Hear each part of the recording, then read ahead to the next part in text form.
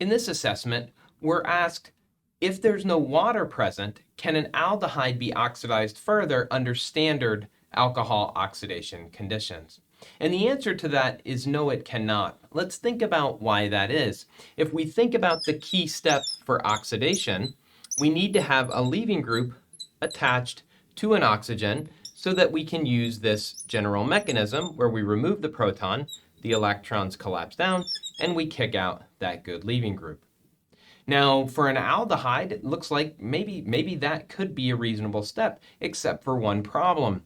In almost all of the cases, the way we produce this oxygen X bond, where X is a good leaving group, is from a hydroxyl.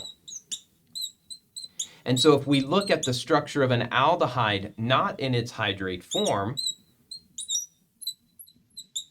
this oxygen is not a hydroxyl. And if it's not a hydroxyl, we can't attach the good leaving group. So aldehydes, if they're unable to become the hydrate, are not going to be oxidized further.